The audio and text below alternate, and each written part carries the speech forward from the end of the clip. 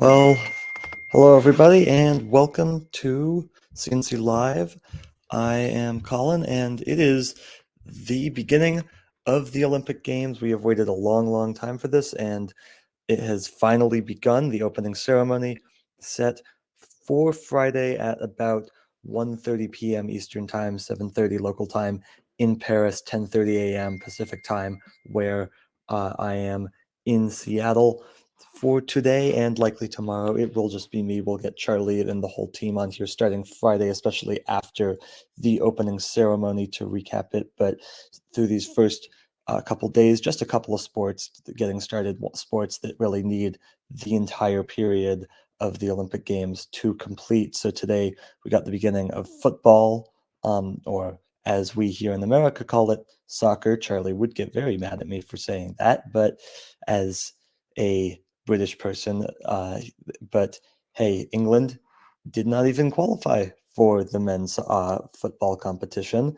So there is that. And in addition, men's rugby getting underway on Wednesday. Tomorrow we'll have more men's rugby. We'll also have women's football, as well as archery and the start of the handball competition. Then on Friday, very open day, just the opening ceremonies, which will of course be on the Seine. The parade of the nations, all the athletes will be on boats going down the Seine. We will preview that more on tomorrow's live stream. And then, of course, on Saturday, the games will start to really kick off in earnest, with the first medals being handed out starting pretty early on Saturday and going through for 16 days after that. So today we are on day -2 of the Olympic Games. And like I said, men's football and men's rugby starting today. And I think we'll start with what was the biggest storyline of these Olympic Games on day -2 for all of the wrong reasons. It was in men's football. It was the opening event of these Paris Olympics, Morocco and Argentina. Now, in men's football, they have the national under 23 teams play instead of the full national teams. In women's, it is the full national team. So this is not the same Argentinian squad that just won the Copa America in Miami about 10 days ago. This is their under 23 squad. However, each team is allowed to have up to 3 overage players on their team. So, for example, Argentina had Julian Alvarez on their team. France wanted Mbappe. Real Madrid would not allow Mbappe to play in the Olympics. But for this game, Argentina and Morocco. Morocco, surprisingly, they looked very good. Got out to an early lead right before halftime, and then expanded it with a penalty kick in the second half. But from there, Argentina, they got a goal back in roughly in the 68th minute, and then near the end of the game, all hell just completely broke loose. The referee ended up adding 15 minutes of stoppage time on at the end of the game on Wednesday morning, at least in Seattle time. Benefited Argentina most definitely. They got a goal in the 16th minute of stoppage time. The ref let it go on for an extra minute, likely because there was additional stoppage time required in stoppage time. Argentina gets the equalizer to tie the game up at 2 goals apiece in the 16th minute of stoppage time, and the stadium is not happy. The stadium mostly full of Morocco fans, and they start throwing stuff onto the field. It got really nasty very quickly, and so the referee blew his whistle, which everybody understood to be the end of the match.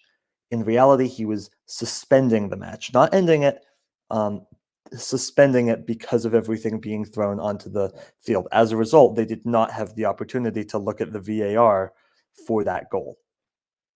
So the story could have ended there. It could have just been that was the game, and at the time, that's certainly what I thought it was. Until heard roughly 2 hours later, 2 hours after the game had ended, that they had found something on VAR to overturn the goal for offsides, and so it was going to be 2-1 Morocco. But more than that, because the game was suspended, it had not finished yet.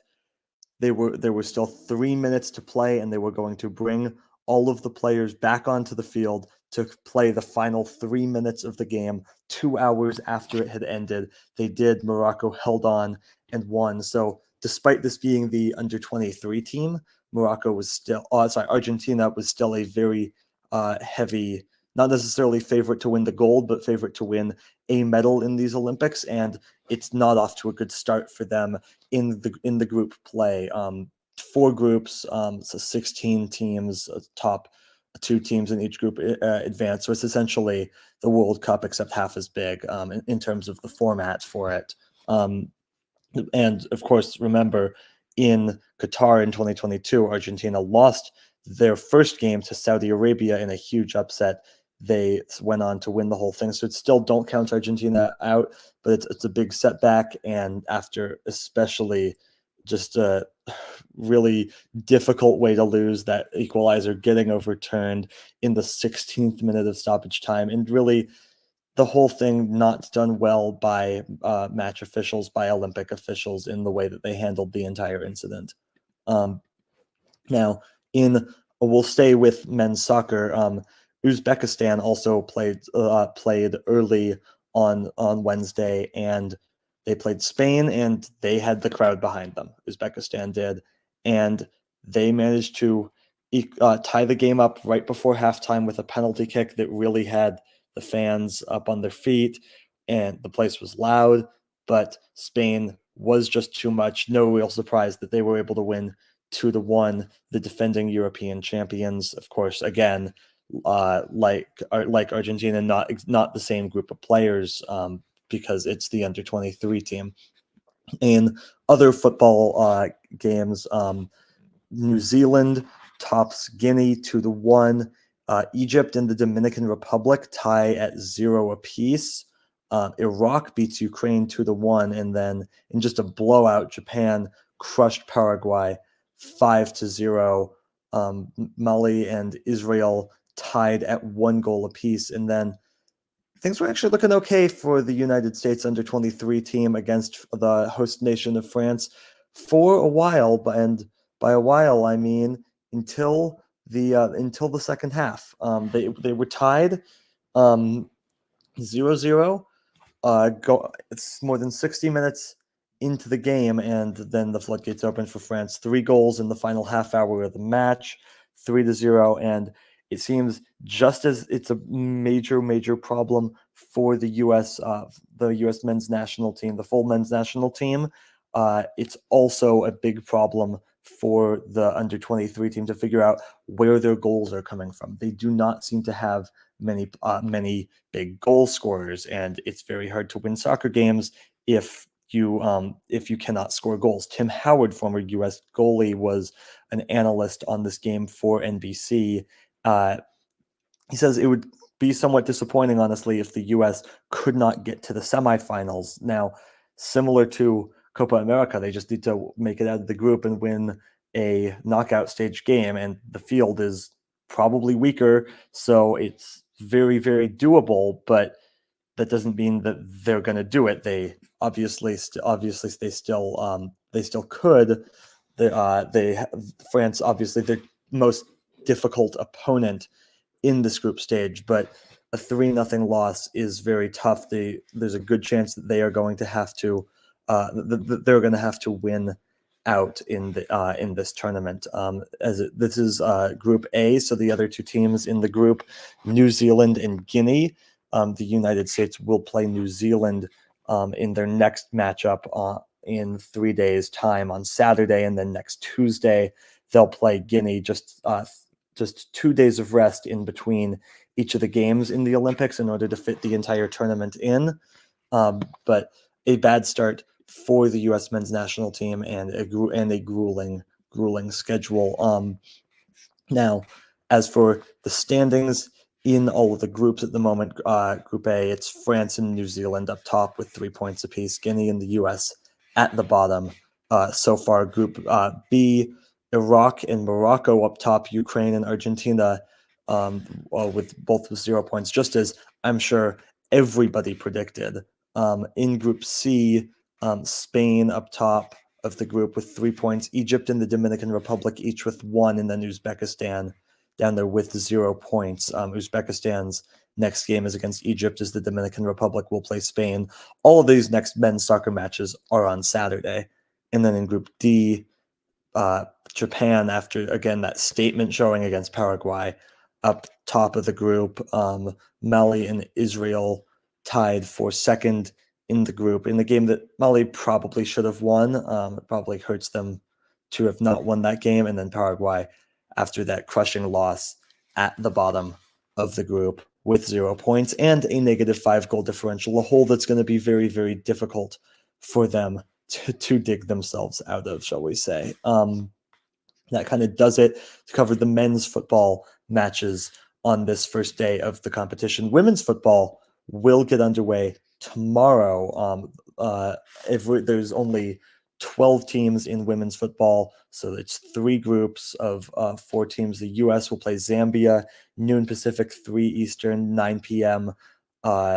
In Paris. On that game, the U.S. looking to avenge their loss in the last Olympics, and of course that World Cup loss. Unlike the men, as I said earlier, it is the same group of players that's playing as would be playing in a World Cup. Lindsey Horan, the captain, also the first time that we'll really get to see how Emma Hayes does as the head coach of the U.S.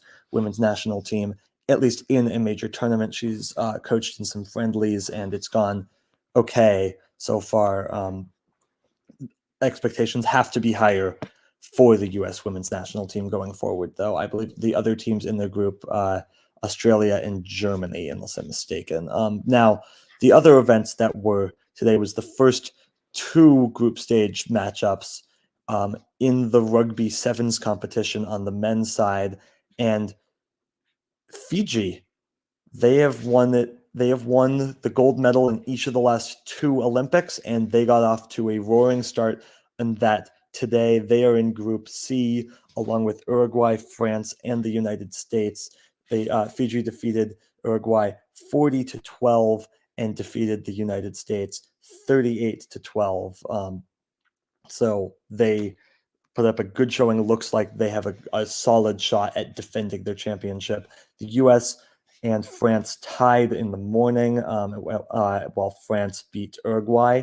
That's all from Group C. It was interesting in that U.S.-France game. The United States had an opportunity. They had the ball, a chance with the final possession, I guess, of the game to try to score. They felt like it was too risky, and so they essentially conceded. They just tossed the ball out of bounds, and they were willing to play with the tie, which couldn't come back to bite them. They need to beat Uruguay, and then I believe they will have a path out of the group phase tomorrow to the quarterfinals when that action picks up.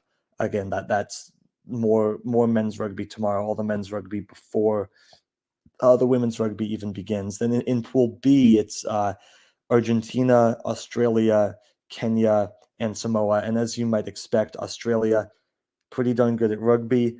Argentina also has looked pretty good. Both of those countries won their rugby match, both of their rugby matches. So they both sit up atop the group. Samoa and Kenya at the bottom of the group. And then in Group A, New Zealand, who we know also pretty good at the sport of rugby. They beat Guinea in their first game. Ireland beat South Africa in their first game, and then Ireland beat Japan in the rugby pool, and New Zealand beat South Africa. So that's where things stand following day 1 of the Olympic Games. A lot more action coming up starting tomorrow.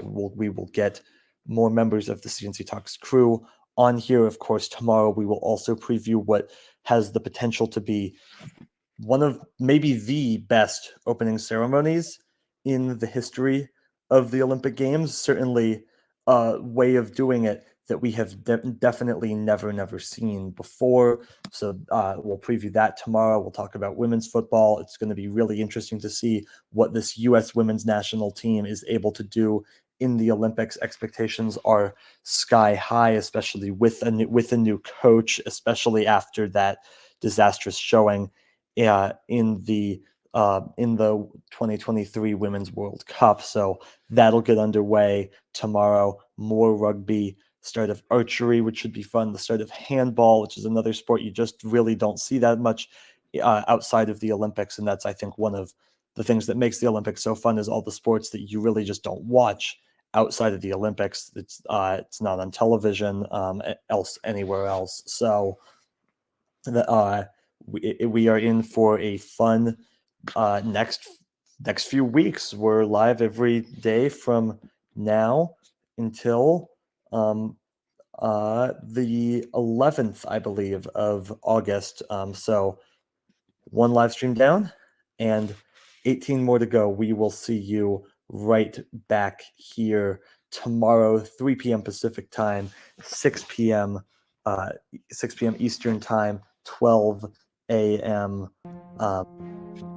In Paris to recap all the action of the Olympic Games tomorrow. But for now, that's going to do it. Thanks so much for joining us here on C&C Live. Our website, cctalks.com, is everything you need to know. We just released a new episode of C&C Talks with a guest host, as our producer, Zack. So be sure to check that out on YouTube, anywhere else that you listen to your podcasts. So again, check that out. Discord, cctalks.com/Discord. Twitter is at CC Talks Podcast. Charlie's at CC Talks Charlie.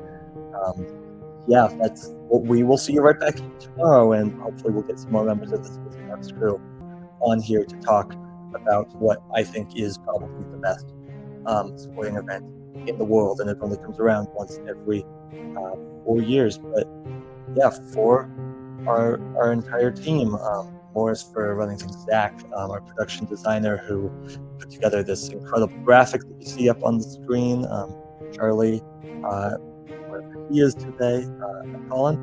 We will see you tomorrow.